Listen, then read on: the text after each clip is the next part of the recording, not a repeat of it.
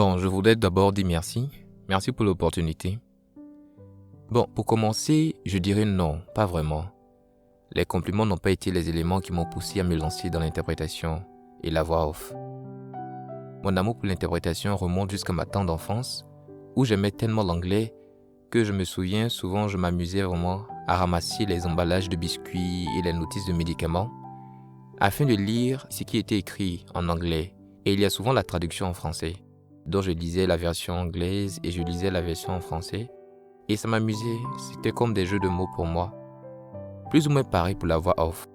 Parce qu'elle n'émerge pas d'un quelconque compliment, disons, sinon une réponse à l'invitation que m'a faite son côté à la fois lucratif et amusant. C'est-à-dire, tu lis juste et on te paie pour ça. J'ai trouvé ça trop cool quoi.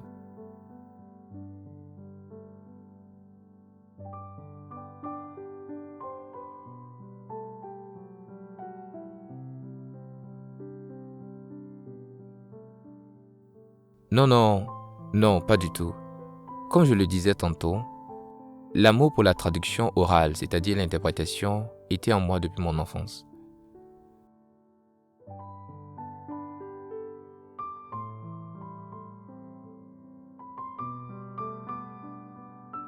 Les retombées sont que la voix off m'a permis de savoir canaliser ma voix lors d'une séance par exemple d'interprétation et de l'adapter plus aisément en fonction des orateurs.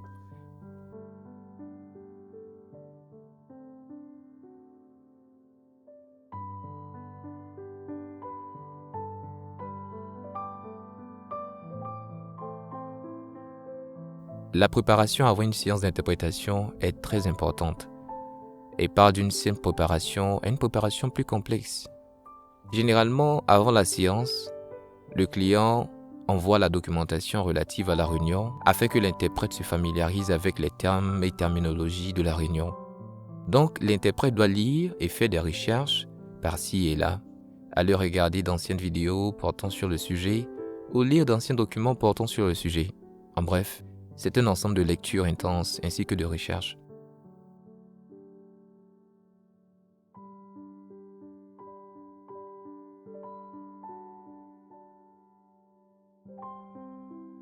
Donc, d'abord, je vais dire quelque chose. Il n'y a pas d'intonation spécifique pour la voix off. Vous voyez? Parce qu'il y a des projets où le client te demandera spécifiquement, pas comme quelqu'un qui est triste, pas comme quelqu'un qui est en colère, pas comme si tu étais un journaliste, pas comme si tu étais ceci, si tu étais cela. Autrement dit, il te demande de te mettre dans la peau de quelqu'un qui est en train de, ou bien qui est dans un certain état. Donc, c'est ce qui te donne à voir l'intonation en fonction.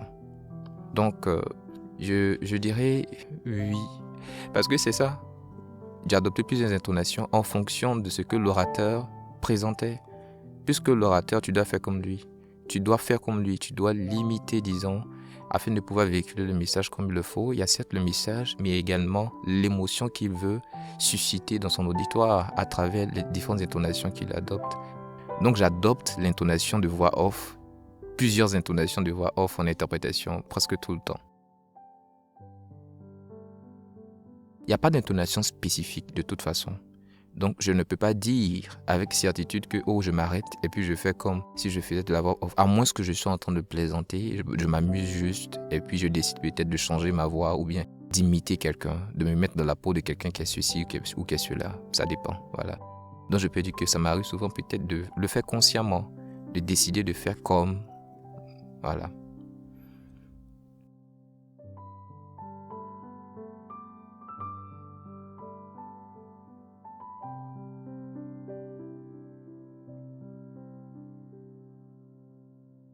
Au fait, j'ai déjà enregistré des voix off en français et aussi en anglais. Donc, au fait, je me sens vraiment à l'aise, que ce soit en français ou en anglais, je me sens vraiment à l'aise dans les deux côtés.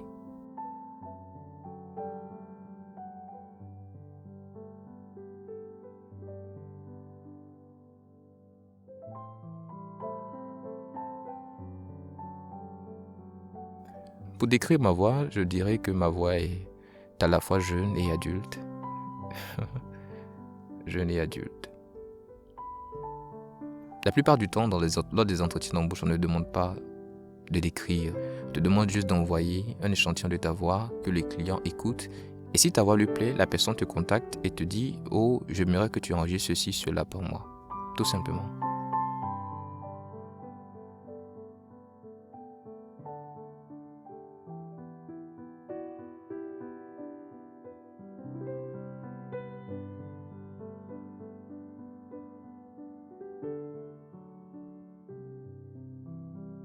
Ça fait, disons, 1 an et quelques mois que je fais de la voix off.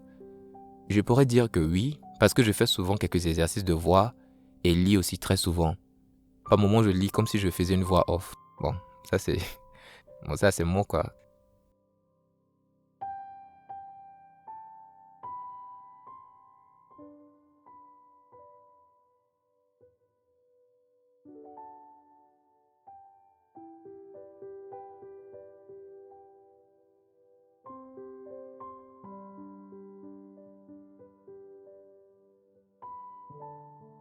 Avant de me lancer dans la voix off, la vérité est que je n'avais pas une quelconque haute opinion de ma voix.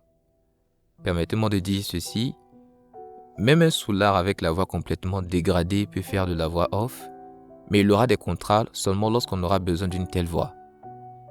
N'importe qui peut faire de la voix off, que ce soit un enfant, un jeune adolescent, un adulte, un vieillard.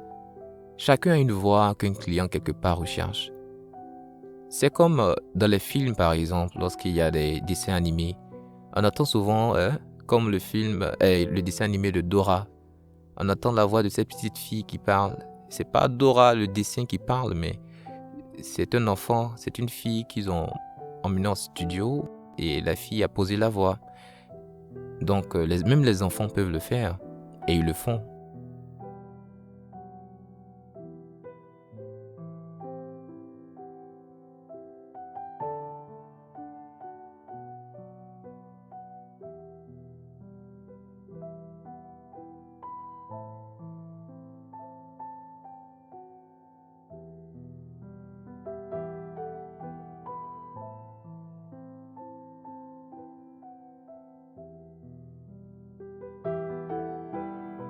Non, l'artiste voix off ne lira pas comme un robot.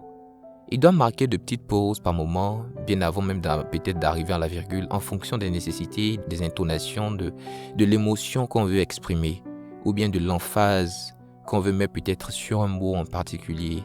Il y a un bon nombre de facteurs à considérer, mais c'est pas, disons, une règle qu'il faut s'en tenir à la ponctuation initiale du texte.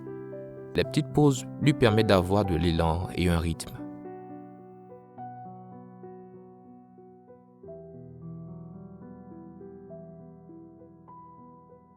J'aime les deux, mais j'ai une préférence pour la voix off. Parce qu'étant dans le confort de ton domicile, tu te fais des revenus, bien que les débuts soient peut-être un peu difficiles. Par amour pour l'interview.